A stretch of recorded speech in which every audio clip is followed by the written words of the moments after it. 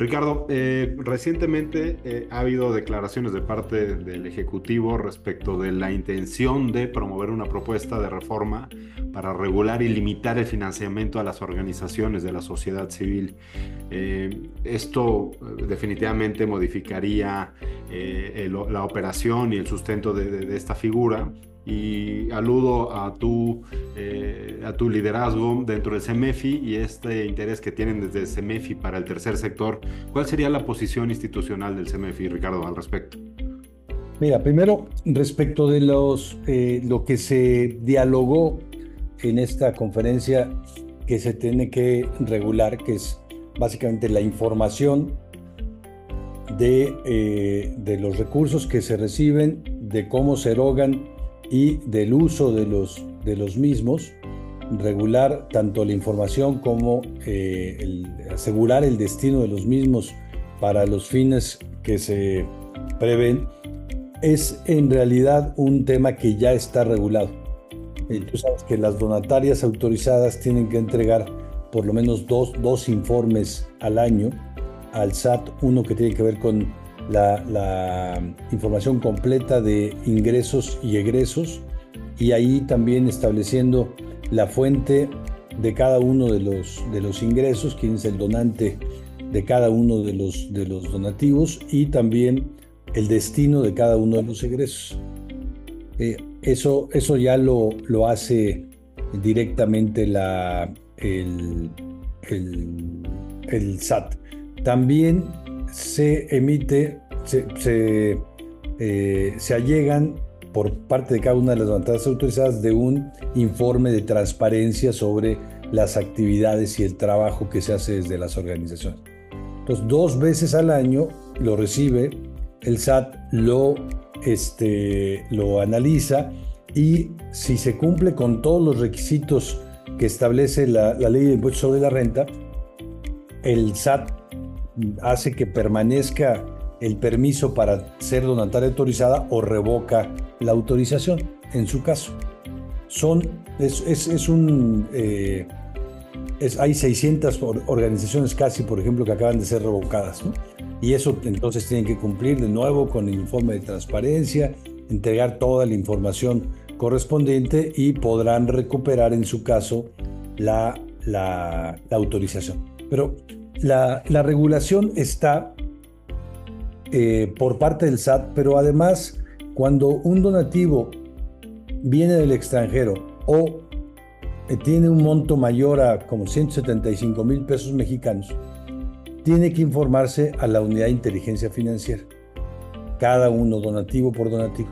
Esta unidad recibe la información y tiene que recibir la información a detalle de la fuente o la persona que da el financiamiento.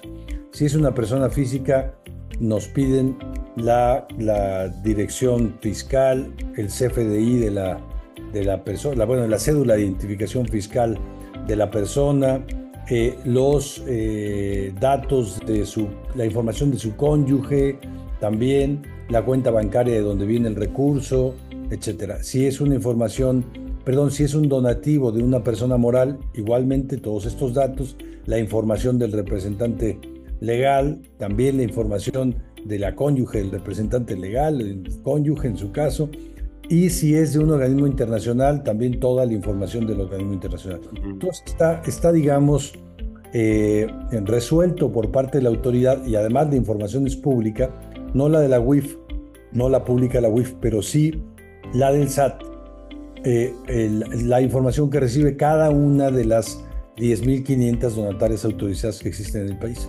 donativo por donativo. Entonces, lo que no sabemos es que en esta propuesta de regulación de la información, ¿qué más se puede pedir para regular?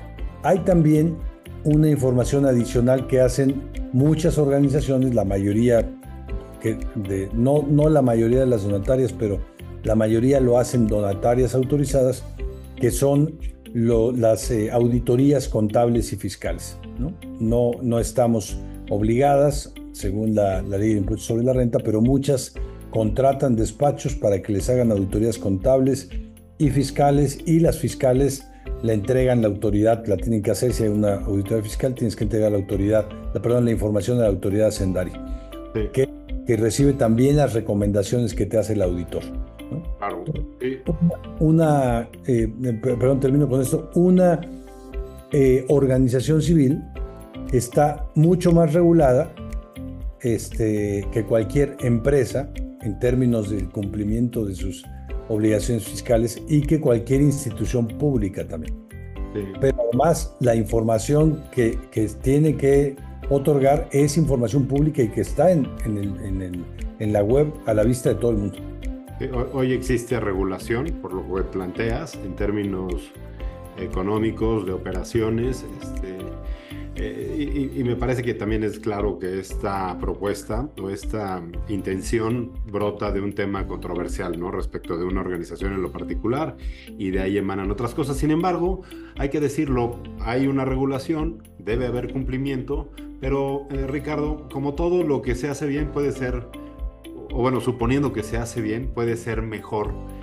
¿Dirías tú desde el CEMEFI que reconociendo la regulación actual y a manera de propuesta, con un afán también de no solo señalar, sino tú, Ricardo, el CEMEFI reconoce áreas de oportunidad para que la transparencia brote y entonces los cuestionamientos o señalamientos dejaran de suceder, y que esto sea una cultura más abierta de esta transacción que existe y de esta colaboración? Sí, a ver, perdón, déjame decirte una cosa adicional de la primera parte del control o la regulación. Las organizaciones civiles, como instituciones sin fines de lucro, si tienen un incumplimiento grave, que ya están determinados en la Ley de Impuestos sobre la Renta, en sus obligaciones como donataria autorizada, la autoridad tiene la posibilidad de quitarles en su totalidad el patrimonio institucional. Entonces, tú incumples, te pueden quitar todo el patrimonio físico, financiero de una organización, y darlo a otra institución sin fines de lucro. Eso no sucede para ninguna empresa. Claro. Las empresas, cuando incumplen, tienen multas, embargos, bueno, si hay multas, actualizaciones, recargos, hay embargos, pero nadie te puede quitar totalmente el 100% del patrimonio institucional. Eso existe para las donatarias autorizadas, y es algo que las donatarias saben, no lo discuten. Por eso el nivel de cumplimiento de las donatarias es muy alto. Nadie quiere poner en riesgo el patrimonio, poco o mucho, que tuviera para su trabajo. Cuando se habla de mejorar el control o la información sobre el origen y el destino de los recursos, no sé qué más se pueda pedir. La verdad, no sé qué más se pueda pedir. Dirías tú, entonces hay una oportunidad de levantar el perfil de la transparencia más bien proactiva, y que se sepa, más allá del cumplimiento, que se haga una cultura para reconocer lo que una organización y sus donantes hacen. Eso hay que hacerlo, hay que hacer trabajos también, incluso para que se sepa ampliamente, digamos, cómo las organizaciones hacen un trabajo no solo para beneficio de grupos de la población socialmente carenciados, digamos, de mil formas, sino también para coadyuvar y en algunos casos sustituir la acción gubernamental. Coadyuvar, por ejemplo, las áreas naturales protegidas en el país son instituciones públicas, tienen una figura de institución pública, pero el financiamiento y muchas veces directamente la operación para la gestión del cuidado de un área natural protegida es de organizaciones civiles. Tienen que recaudar su dinero, pasar por todo este proceso, recibir dinero del extranjero también, y con eso financiar las áreas naturales protegidas, programas de conservación, etc. Eso es uno de muchos ejemplos de donde coadyuvan con las tareas de la autoridad. Uno donde se sustituye, por ejemplo, los niños y niñas que carecen de cuidados parentales, que no tienen familias. La legislación de asistencia y la legislación de derechos a la niñez dice que tienen que estar en centros de asistencia social, que son los que tienen las autoridades municipales, estatales, federales. 90 y un poco más del 90% de los niños en el país que están en esta situación están a cargo de organizaciones civiles, no de autoridades. Y hay una autoridad que es la encargada de hacer esto, que es el Sistema Nacional DIF. El Sistema Nacional DIF tiene más de 2,000 instituciones, porque hay un DIF casi en cada municipio, y hay los DIFs estatales y el federal. La totalidad de estas 2,000 instituciones tienen presupuesto público y atienden a menos del 10% de los niños que carecen de cuidados parentales. Entonces, la sociedad civil no solo hace un trabajo en los Claro. temas en los que está metido, sino coadyuva en tareas del gobierno y sustituye también obligaciones gubernamentales. En esa parte sí creo que se necesita mucha información, mucha transparencia, porque parece que no es claro el destino, o que, como se puede dar se puede generar sospecha sobre si el financiamiento de las organizaciones es para un lucro personal, para intereses particulares o para actividades prohibidas, como es el proselitismo político. Sí, sí, una última pregunta, Ricardo, un tanto cruzada. Pareciera entonces que debiera haber vamos al calor, ¿no?, de las declaraciones, una reconciliación entre el tercer sector y el gobierno, en donde cada parte cumple de manera colaborativa con un fin común. Sin embargo, también un punto destacado con estas declaraciones tiene que ver con el fin de esos recursos, que pues, al final pareciera que es una distracción, ese recurso fiscal, destinarlo a una organización en vez de que entre a las arcas que conforman el presupuesto federal, ¿no? Ese es un punto, dejarlo, o sea, destinarlo a una organización o llevarlo al gobierno para que sea quien lo administre.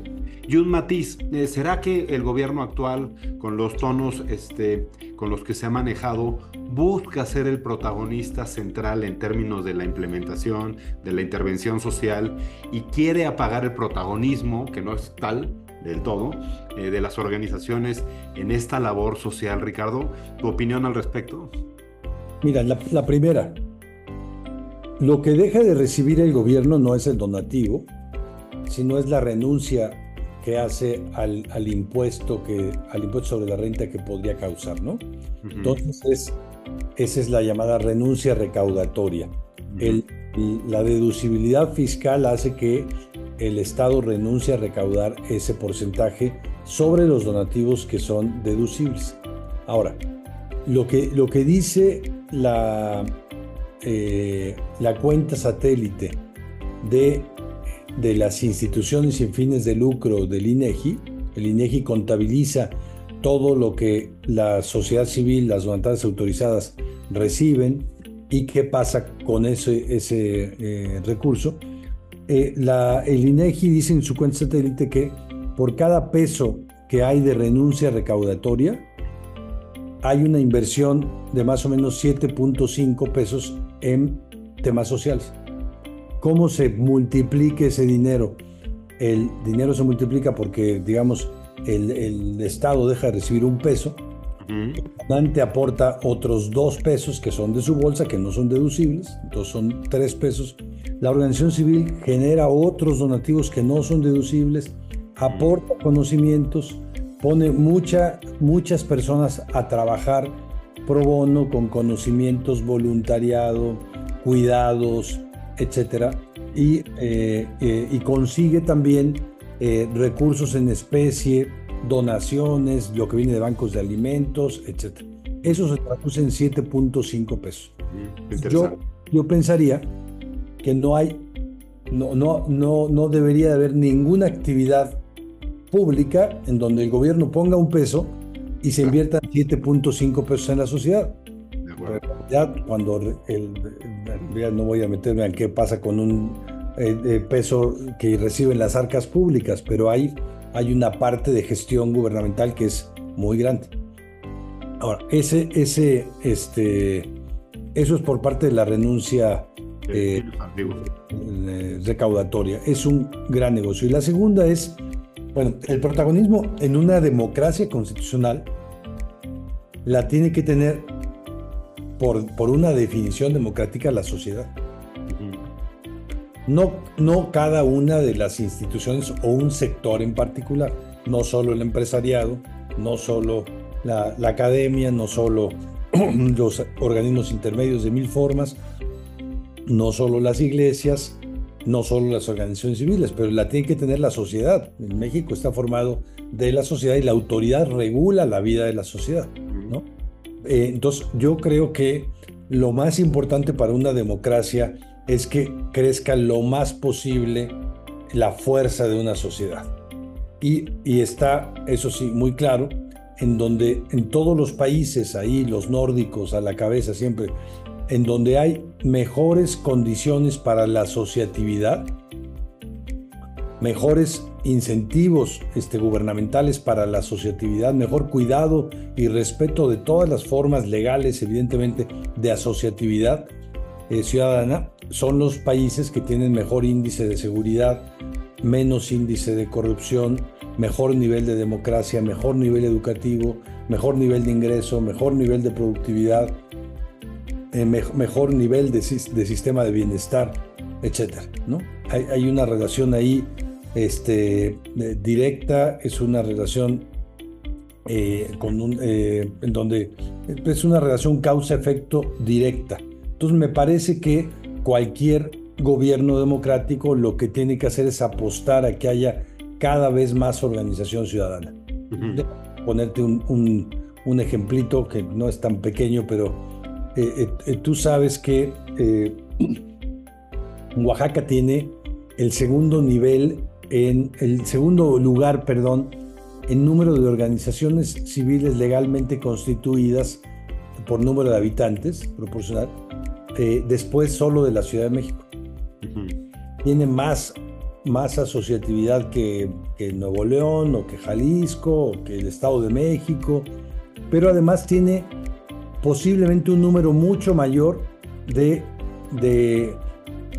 formas de asociación no legalmente constituidas.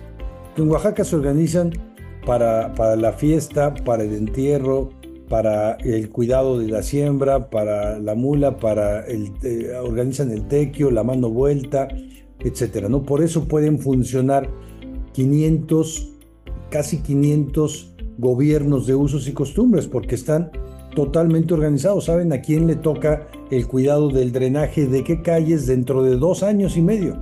Y saben en dónde está esa persona que vive en tal condado de Estados Unidos y que dentro de 2 años y medio va a venir a dar un año de servicio a eso, ¿no? Hay una gran capacidad asociativa en Oaxaca. ¿Cuál es la diferencia teniendo el nivel de pobreza que tiene con el estado de Guerrero? En el estado de Guerrero no hay capacidad asociativa, ¿no? La violencia lleva décadas ahí, la incursión del crimen organizado en Guerrero es terrible, la desigualdad es terrible. En Oaxaca hay mucha pobreza, pero no hay tanta desigualdad, y Guerrero tiene formas de desigualdad pavorosas. Y por el otro lado, en la otra frontera, está Chiapas, que tiene una gran capacidad asociativa, pero mucho más clientelar, mucho más cooptada por distintos grupos de distinto tipo durante toda la vida, y los problemas de desplazamientos y los problemas de violencias llevan ya décadas, ¿no? Y en las últimas semanas hemos visto los chiapanecos están teniendo que desplazarse hacia Guatemala. ¿Qué diferencia hace, ya no para hablar de los países nórdicos, la capacidad asociativa de Oaxaca contra la debilidad asociativa de Chiapas, o de alguna forma manipulada capacidad asociativa la primera de Guerrero o la de Chiapas? Eso ayuda a la situación que vive el estado de Oaxaca, ¿no? Que podría ser un polvorín, claro, como los otros, ¿no? Sin duda, Ricardo. Creo que te escucho, te agradezco la ilustración, porque sí explicas. Y creo que refuerzo, ¿no? Ricardo, la necesidad de que hay regulación, cada vez se podrá hacer mejor, pero quizá la necesidad de cada vez hablar más de estos temas, reconocer a los actores, hacer a la sociedad como el protagonista en sus diferentes formas, y también reconocer naturalmente y conocer cada vez mejor también cuál es la labor del gobierno, ¿no? Y del Estado como regulador, ¿no? Para que haya una armonía y vamos, hacia un bienestar, ¿no? Ricardo, ¿algún comentario final que quieras agregar, Ricardo? Sí, que hay una obligación vigente que establece la Ley de Fomento a las Actividades de las Organizaciones de la Sociedad Civil. Esta ley básicamente lo que dice es las actividades de las organizaciones, las que te mencioné, digamos, fortaleza de tejido comunitario, cuidado de las especies, cuidado de la niñez, construcción de casas, ayuda humanitaria en desastres, las miles de actividades son claramente de interés público, ¿no? No son de interés privado, son de interés público. Cuando una organización recibe una autorización para la donataria autorizada, es porque la autoridad ya certificó, no es porque la organización solicitó, es porque la autoridad certificó que sus actividades son de interés público. ¿Cómo lo certifican? Pues si tú haces actividades de asistencia, tú tienes que ir al DIF nacional, o tienes que ir al DIF estatal, o tienes que ir a la Secretaría de Bienestar a pedir que te hagan una acreditación de tus actividades. La autoridad investiga y cuando investiga te da una carta y te acredita que tus actividades son de interés público. Con eso tú vas a la donataria autorizada, a pedir la donataria autorizada. A ver, pero ¿qué pasa? Como la ley reconoce que tenemos actividades que son de interés público, establece una obligación al Estado. El Estado tiene que fomentar a las organizaciones de la sociedad civil. Claro, tiene que regular y tiene que hacer esto que hace con todos los sectores de la sociedad, no solo. Pero en relación a las organizaciones civiles, tiene que fomentarlas, está obligado a hacer acciones de fomento, ¿no? Lo que hemos visto en esta administración es un retiro de las acciones de fomento, ¿no? Hay leyes de fomento en todos los estados, hay unos estados que tienen muchísima actividad de fomento a la sociedad civil, hay otros que tienen menos y los más tienen pocas actividades, pero digamos la obligación central es el fomento y claro, la necesidad instrumental y para el buen funcionamiento de estas acciones de interés público es que haya transparencia, regulación, control, pero eso es adjetivo, lo sustantivo son las acciones de interés público. Quizá veamos surgir nuevas organizaciones del tercer sector para atender este nuevo reto que el propio tercer sector tiene, que es hablar y comunicar y proyectar con mucho más carácter la labor del tercer sector en un país como este. Ricardo, no tengo más que agradecerte que ilustres, que tengas la disposición y pues hasta pronto para seguir platicando de este y otros temas, si te parece. Claro que sí, gracias Edgar, te mando un abrazo. Él es Ricardo Bucio, presidente ejecutivo para el Centro Mexicano para la Filantropía, CEMEFI. Mi querido Ricardo, hasta pronto. Gracias. Bye, que estés muy bien.